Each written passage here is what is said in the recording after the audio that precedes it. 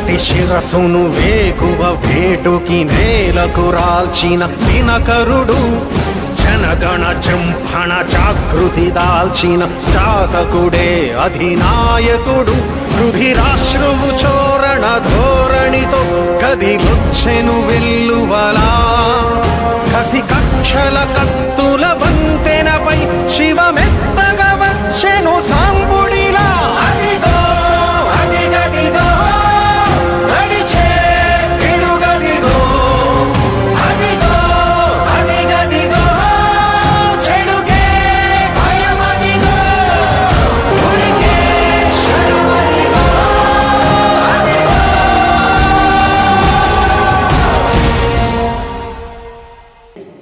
శ్రవణ చైతన్యానంద స్వామివారి యొక్క ఆగమనం మనందరికీ ఆనందదాయకం.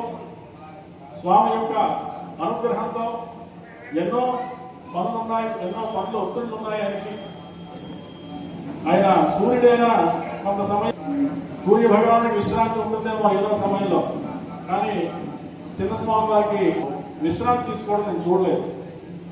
అన్ని జిల్లాలు అన్ని రాష్ట్రాలు పర్యటిస్తూ ధర్మ ప్రచారం అనేటువంటి కర్తవ్య నిష్ఠతో నిరతతో వారు చేస్తున్నటువంటి కృషి అమోఘము. చాలా చిన్న వయసులోనే వారు తాతగారి నుంచి సన్యాస దీక్ష తీసుకొని వారు చేసినటువంటి కృషి అనన్య సామాన్యమైనది. వారు ఈరోజు ఏం చేశారు? యా దేవి మధుకైటవ ప్రమదిని యా మాహిషోన్మూలిని యా ధూమ్రేక్షణ చండముండమదని యా రక్తబీజాసని యా శుంభాదిని శుంభదైత్యదమని యా శుద్ధలక్ష్మీ పరా సా కాళీ నవకోటి శక్తి సహిత మా పాతు విశ్వేశ్వరీ. सा काली नवकोटि शक्ति सहित मां पातु जगदीश्वरी. सर्ववेद संवेद्यायां भक्तहृदयान्तर्निवासिने श्री दुर्गा महापीठाधीश्वराय सद्गुरु समतानंदाय ते नमः. माता गुरु సేవానందాయ తే నమః. అందరూ ఒకసారి రెండు చేతులు పైకి బిగ్గరగా చెప్పండి, గోవిందా.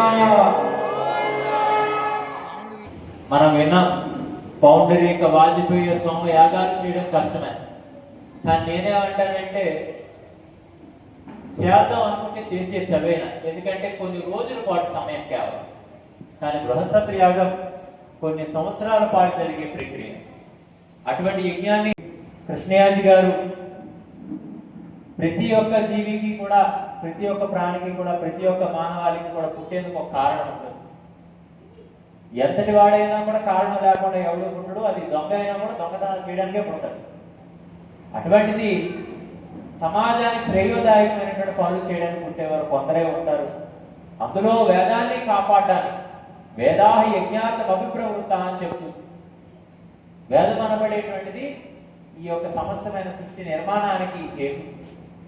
ఆ వేదంలో ఉండేటువంటి మర్మాలు తెలుసుకొని, ఆ వేదంలో ఉండేటువంటి ధర్మాలు తెలుసుకొని, ఆ వేదంలో ఉండేటువంటి కర్మలను ఎప్పుడైతే మనం ఆచరిస్తామో అప్పుడు ఈ సృష్టి సుఖశాంతంతో ఉంటుంది, సస్యశ్యామలంగా ఉంటుంది. అలా జరగాలి అని అంటే ఖచ్చితంగా యజ్ఞం జరగాలి. ఆ యజ్ఞాలు జరిగేందుకు కూడా అన్నాద్భవంతి భూతాని పర్జన్యాదన్న సంభవ యజ్ఞాద్భవంతి పర్జన్యం యజ్ఞ కర్మ సముద్భవ. ఆ యజ్ఞాలు ఒకనొక సమయంలో చాలా సమృద్ధిగా జరిగినాయి కాబట్టి ప్రతి ఒక్కరి జీవితాల్లో కూడా కష్టాలు ఉన్నా కూడా సునాయాసంగా ధైర్యంగా ఎదుర్కోగలిగే శక్తితో అందరూ బ్రతికారు. రోజు రోజుకి కూడా దేవుడికి ఇంట్లో దీపం పెట్టడం కూడా కష్టమైపోయి, ఇల్లు కట్టేటప్పుడు ఎలక్ట్రిసిటీ రప్పించుకొని దేవుడి ముందు వాళ్ళు పెట్టమని చెప్పి ఒక కిస్మిస్లాడే బల్బు పెట్టిస్తే దేవుడు దీపం పెట్టిసినట్టే అనబడినటువంటి స్వామిని ఆలోచనలు మనసుకు రావడం వల్ల ఏ ఒక్కరు కూడా పడుకుంటేటప్పుడు ప్రశాంతంగా నిద్ర చెందలేకపోతున్నారు, ఏ ఒక్కరు కూడా లేచేటప్పుడు ప్రశాంతంగా నిద్ర లేవలేకపోతున్నారు. అటువంటి పరిస్థితుల్లో ఇంత గొప్ప బృహత్సత్ర యాగాన్ని వారు సంకల్పిస్తే పుట్టినటువంటి ప్రతి ప్రాణికి కూడా ఖచ్చితంగా మళ్ళీ తిరుగు ప్రయాణం ఉంటుంది. ఆ ఆయన సంకల్పం చేసినటువంటి కొంత కాలానికి ఆ శరీరాన్ని విడిచిపెడితే సాధారణంగా ఆత్మావై పుత్రనామాసి అని చెప్తుంది మనకు శాస్త్రం. కొడుకు అంటే ఎవరు అని అంటే తండ్రి యొక్క ఆత్మ ద్వారా సృజింపబడినవాడు. ఈరోజు కొడుకులని చెప్పుకోవడానికి కూడా పనికిరారు సరికదా, తండ్రులే తిరుగుతున్నారు దొంగనా కొడక అంటే అట్లా తయారయ్యారు. అటువంటిది మరి ఆ కృష్ణయాజి గారి యొక్క ఆ వంశంలో పుట్టినటువంటి మరి మన సూర్యనారాయణ శర్మ గారు కేవలం వారసత్వాల ఆస్తులకే కాదు, ఆశయానికి కావాలని చెప్పి వారి ఆశయాన్ని బలపరచాలి, వారి ఆశయాన్ని నెరవేర్చాలి, వారి ఆశయాన్ని సంపూర్ణపరచాలి అనేటువంటి ఆలోచనతో మరి ఇన్ని రోజులుగా యజ్ఞం చేస్తున్నారు. ఆ యజ్ఞ ఫలితాన్ని మన అందరికి అందిస్తున్నారంటే ఇది మన అందరి యొక్క అర్హత అని మనం గుర్తుపెట్టుకోవాలి.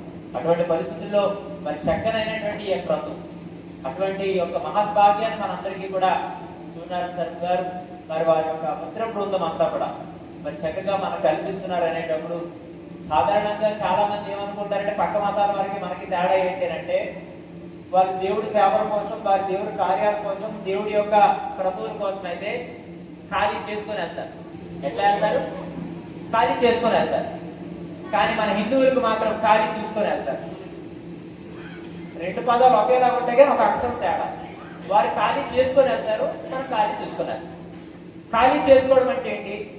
ఎస్, భగవంతుడు ఈ సృష్టిని నిర్మాణం చేశాడు, మనల్ని తయారు చేశాడు, ఈ జీవితాన్ని ఇచ్చాడు. అటువంటి యొక్క భగవంతుడి సేవలు మనం ఎంతగా చేస్తే అంతగా మన జీవితం బాగుంటుందని నమ్మకం, విశ్వాసం వారుకుండి ఖాళీ చేసుకొని వెళ్తారు. అందుకే మీరు గమనిస్తే వారం రోజులు వెళ్ళిపోయినా కూడా పూర్తి రోజు మాత్రం అక్కడికి వెళ్ళి హాజరైపోతుంది. కానీ మన వల్ల హిందూ ధర్మంలో పుట్టినవాడికి ఒక గొప్ప అవకాశం ఏంటంటే ప్రతిరోజు పండగే. మనకు అందుకనే ఒక దేవుడు కాదు, ఒక గ్రంథమే కాదు, 33 కోట్ల దేవతలు, ఆఖరికి 4 వేదాలు, 108 ఉపనిషత్తులు, వాటికి మళ్ళీ ఉపనిషత్తులు, అలాగే ఇతిహాసాలు, రామాయణ, భారత, భగవద్గీత గ్రంథాలు ఇన్ని ఉన్నాయి. కానీ ఎక్కువైతే రోపు తక్కువైపోతున్నాం. సాయంత్రం ఆవకాయ పచ్చడి బాగుంది, బిర్యానీ కూడా కొంతమంది నచ్చుతుంది, 3 పూటలు అదే తిని వారంలో అదే తింటే కూడా దాని మీద మోజు తగ్గిపోతుంట. మనకు వైభవం పెరిగిపోయిందని చెప్పి, సంపదలు ఉన్నాయని చెప్పి మనం ఇవన్నీ కూడా మర్చిపోతా ఉన్నాం. మరి ఈరోజు ఎంతగా అయితే మన ధర్మానికి దగ్గరగా ఉంటామో అంతగా మన జీవితాలు బాగుంటాయి. అటువంటి పరిస్థితుల్లో ఏం చేస్తున్నాం అంటే ఖాళీ చూసుకొని వెళ్తాం మనం హిందువులు. ఒక పెద్ద ఆయన ఎవరో అలాగే మన సూర్యనారాయణ శర్మ గారు మన సౌరపీఠంలో బృహదత్యాగం చేస్తారట. పూర్ణావతి అయిపోయింది, మరి చక్కగా కళ్యాణం కూడా జరుగుతుంది. కలియుగ ప్రత్యక్ష దైవం వెంకటేశ్వర స్వామి కళ్యాణం జరుగుతుంది, వెళ్దామంటే ఆ పక్కింటి ఆయన అంటాడు కదా, అదే సినిమా ఆడుతుందట, వెళ్దాం ఏంటి ఆయన చెడగొడతారు. మళ్ళీ పిలిచిన ఆయన వెళ్దాంలే, కొద్దిగా ఖాళీ చూసుకొని వెళ్దాంలే. అందుకనే నేను చెప్తుంటుంటాను, సాధారణంగా ఎట్లా అయిపోయిందని అంటే సమాజాన్ని సీజనల్ భక్తి బయలుదేరుతుంది. రీజనల్ భక్తి కాదు, సీజనల్ భక్తి. ఈ మధ్య అంతా ఈ పండుగలు, గ్రామోత్సవాలు ఎన్ని అవ్వడం వల్ల స్వామిని రప్పించుకోవాలి, కొద్దిసేపు మాట్లాడించుకోవాలి అనడం వల్ల కొద్దిగా హడావిడిగా తిరగడంలో ఇప్పుడు మళ్ళీ ఇక్కడి నుంచి మరి నాకు ఎక్కడికి మన అనకాపల్లి వెళ్ళాలి. ఇక్కడి నుంచి అనకాపల్లి ఎంత టైం పడుతుంది ఒకసారి ఆలోచించండి. కానీ ఖచ్చితంగా 10కో 10:30కో హాజరే కొంతసేపు మాట్లాడి రావాలి. కానీ ఎందుకు కొంతసేపు మాట్లాడుతున్నానంటే మీరు చూడను కాదు యజ్ఞయాగా, మీరు చూడను కాదు ఈ యొక్క వ్రతాలు, నోములు అన్నీ కూడా. కానీ మనం ప్రాసెస్ చేస్తున్నాం కానీ ప్రోగ్రెస్ పెంచుకోలేకపోతున్నాం. ప్రాసెస్ చేస్తున్నాం, 2 గంటలు కూర్చుంటాం, 3 గంటలు కూర్చుంటాం, సంవత్సరాలు కూర్చుంటాం. కానీ గుడికి వెళ్తే దేవుడు చూస్తాడని నమ్ముతున్నాం, కోరికలు చెప్తే దేవుడు వింటాడని నమ్ముతున్నాం. కానీ తప్పులు చేస్తే అదే దేవుడు మన కర్మ దగ్గర చేసి మనల్ని ఇబ్బంది పెడతాడని కర్మకు భయపడి తప్పే చేయకుండా మనం బ్రతకలేకపోతున్నాం. ఇట్లా ఎప్పుడైతే మనం బ్రతకలేకపోతామో ఆ వ్యక్తి ఖచ్చితంగా చరిత్రహీనుడిగా మిగిలిపోతాడు. అందుకే మన క్యారెక్టర్ని కాపాడుకొని బ్రతకాలి అని అంటే హిందూ ధర్మంలో ఉండేటువంటి ఆ యొక్క నియమాలన్నీ మనం ఎప్పుడైతే పాటిస్తామో అప్పుడు ఉన్నతులుగా మిగులుతాం. అటువంటి పరిస్థితుల్లో మనం కూడా తెలుసుకోవాలి. ఆఖరికి వయసు పడిపోయిన వారు కూడా ఇవాళ మనవాళ్ళు మనవరాలు సినిమాలు సెటార్లకి దిగుతున్నారు తప్పితే ఇలాంటి కార్యక్రమాలు తీసుకొచ్చి కూర్చోబెట్టలేకపోవడం వల్ల మాత్రమే మన తలుపులు పెట్టడానికి కూడా అది భారం అయిపోయింది కదా. అటువంటి పరిస్థితులు ఇవన్నీ కూడా ఏదో చూసేసి అక్కడ ఏదో ప్రసాదాలు ఇస్తే అవి మనం ఏమో అర్హత అనుకొని తీసుకొని అక్షంతలో ముత్యాలు ఇచ్చిస్తే బీరువాళ్ళు లాకర్లు పెట్టిస్తే మన జీవితాలు మాత్రం ఇది గుర్తు పెట్టుకోవాలి. మన ధర్మాన్ని మనం పాటించాలా. ఇవాళ చాలా మందికి తెలిసింది ఏంటంటే ధర్మాన్ని కాపాడడం అంటే పక్క మతాల వారిని తిట్టడము, పక్క మతాల వారిని విమర్శనం చేయడం, పక్క మతాల వారి యొక్క మచ్చలు ఎత్తి చూపించడమే తప్పితే మన ధర్మాన్ని మనం పాటించడం అనేటువంటి లక్షణాన్ని మర్చిపోతున్నారు. అది తప్పుడు విధానం అని తెలియజేస్తూ నిశ్చలానంద సరస్వతి మహారాజ్ పూరి శంకరాచార్య వారు 2000 14 సంవత్సరం వచ్చేటప్పుడు అప్పుడు ఆపద్ధర్మ సన్యాసిగా ఉండేటప్పుడు ఇదే హాల్లో ఆ కీబోర్డ్ ఆయన కూర్చునే ప్లేస్లో కూర్చుని ఉన్నాను. అప్పుడు చిన్న సాంగ్ ఇప్పుడు చిన్న సాంగ్ ఇంకా తేడా, కానీ పరిస్థితులు తేడా వచ్చే తప్పితే వ్యక్తిత్వాలు కాదు. మరి మన శ్రీకాకుళంలో కార్యక్రమంలో ఒక నెల పైన క్రితం కలిసేటప్పుడు మరి కార్యక్రమానికి రావాలి అని చెప్తే అది నా బాధ్యత అని చెప్పాను. ఆఖరికి ఇంకో సందర్భం కూడా చెప్తాను. వారు ఆ రోజు పాద నమస్కారం చేసేటప్పుడు లెగడానికి కొంచెం కష్టపడ్డారు. ఏమైందనంటే సంథింగ్ ఏదో మోకాలికి ఇబ్బంది ఉంది అన్నారు. నేను అప్పుడు చెప్పాను, సంస్కారం గౌరవం అనబడి మీ మనసులో ఉంది కదా, అది ముఖంలో కనిపిస్తుంది కదా, నమస్కారం చేయాలా అక్కర్లేదు అని చెప్పి వాడి వైపు చూపించాను. వాడికంటే పెద్దోడు ఎవడైనా ఉన్నాడా? లేదు.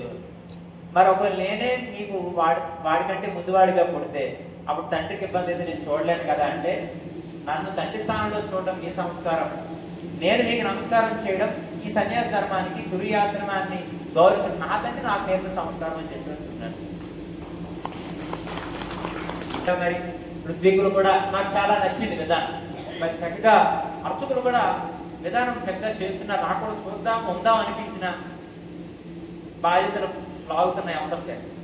అందుకు చక్కగా మరి మీలాంటి వారు అందరూ కూడా మా కుటుంబ సభ్యులే కాబట్టి మరి ఇట్లాంటి వారందరినీ కూడా తృప్తిపరిచేందుకు మరి శరీరం ధర్మం కోసం కట్టుబడి ప్రయాణం చేస్తూ ఉంది కాబట్టి మరి ప్రయాణం కూడా ఇంకా చాలా దూరం వెళ్లాల్సి ఉంది కాబట్టి మీ అందరి ముందు కూడా సెలవు తీసుకుంటూ మరి చక్కగా ఈ బృహత్స ప్రయాగం ఈ సమాజానికి ధర్మానికి మనందరికీ మంచి చేకూరుస్తుంది అని నమ్మకంతో మీ అందరి ముందు సెలవు తీసుకుంటూ, మీరందరూ కూడా విన్నది ఏదో వినేశాం కదా అంటే కుదరదు. ఖచ్చితంగా ఇక్కడ కార్యక్రమాలు అయ్యేటప్పుడు కుటుంబ సమేతంగా వచ్చి ఇక్కడ మిమ్మల్ని డబ్బులు అడిగారా? నేను ఇస్తేనే రండి, లేకపోతే రావు. అలాగడిగితే నేనే పని చేస్తాను సార్ గారు, లేదు కదా. ఆయన మీ యొక్క సమయాన్ని కోరుతున్నారు. మనం ఎంత సమయాన్ని ఇక్కడ పెంచుకుంటాము గడుపుతాము, ఇది సాధన అవుతుంది అనమాట. అందుకు చక్కగా ఈసారి ఏ కార్యక్రమాలు జరిగినా వింటున్నారా? చివరి మాట, ఈసారి ఇక్కడ ఏ కార్యక్రమం జరిగినా సినిమాకి వెళ్తే అందరూ గ్రూప్కి వెళ్ళిపోతారు కదా, వెళ్తారా? లేకపోతే తిరగడానికి ఎగ్జిబిషన్లకు వెళ్తారు కదా. వాటి వల్ల ఏమైనా లాభం ఉందా? ఖర్చు ఉంది, కష్టం ఉంది. కానీ ఇక్కడికి రావడం వల్ల మీకు నచ్చితే ఏదో దాన ధర్మం చేయండి అన్నారు. మీకు ఇక్కడికి వస్తే పెద్ద ఖర్చు లేదు, ఇంకా దీనివల్ల నష్టం లేదు కదా, పుణ్యమే చేకూరుతుంది. అందుకు చక్కగా ఇకపై కార్యక్రమాలు జరిగేటప్పుడు అందరూ కుటుంబ సమేతంగా వచ్చి ఇక్కడ జరిగేటువంటి ఫలితాన్ని పొంది అందరి జీవితాలు ఆనందంగా మార్చుకోవాలని తెలియజేస్తూ, మనం అందరూ కూడా భారతదేశంలో భారతీయులుగా పుట్టాం, హిందూ దేశంలో హిందువులుగా పుట్టాం కాబట్టి ప్రాణం పోయినంత వరకు కూడా ఈ భారతదేశంలో హిందువులుగానే పోవాలి, మళ్ళీ జన్మ అంటుంటే కూడా మళ్ళీ హిందువులుగానే పుట్టాలనేటువంటి ప్రార్థన భగవంతుడికి మనం చేయాలని మరొకసారి తెలియజేస్తూ మీ అందరూ సెలవు తీసుకుంటున్నాం. జై హింద్.